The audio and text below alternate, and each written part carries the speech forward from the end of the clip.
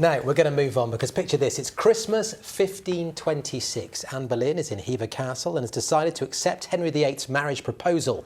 A decision that ultimately, of course, cost her her life. Well, fast forward 500 years and the team at Hever have recreated a Tudor Christmas in the Boleyn family apartment. The first time it's looked like that for a very long time. Tony Green went to find out what's familiar and what's not. Hever doesn't exactly look drab at any time of the year, but when a little Christmas sparkle is required, they bring in Ashley Collins. This time of the year, he and his team transform every corner of the castle.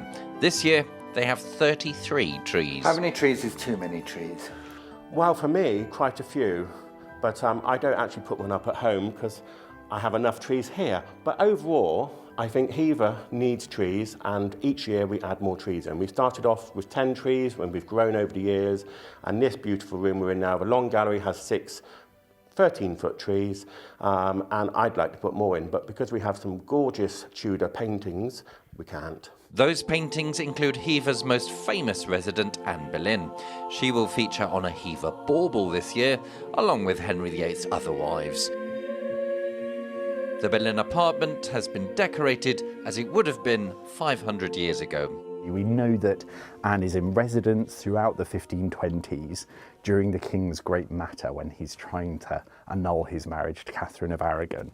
And she actually spent a very exceptional Christmas here in 1526. And what happened in that Christmas time? Well, it was the pivotal moment, really, when Anne decided to accept Henry's proposal of marriage. And she made that decision during Christmas 1526 here at Hever. Now, the Boleyns were a bit of a socially ambitious family. Would it have been important for them to show off with their decorations? Very much so, and you can expect the best fare at the Boleyn's table. They would have had litany of meat and pies and the best kind of food available throughout Christmas too.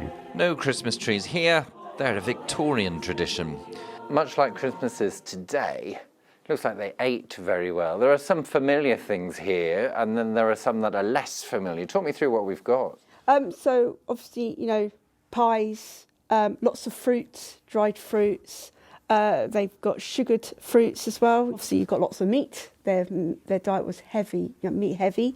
It's very similar to today. What do we have that's less familiar? Well, for one, we don't tend to have a whole boar's head anymore. Anything else? Yeah, we don't tend to have a stargazy pie, which is a pie with mackerel in it. And that isn't a Christmassy meal anymore, thankfully. It's just trying to work out what they would have eaten and try and get things that people would still recognise today as well. If the question is fancy a festive fish pie, the answer might be hey nonny no.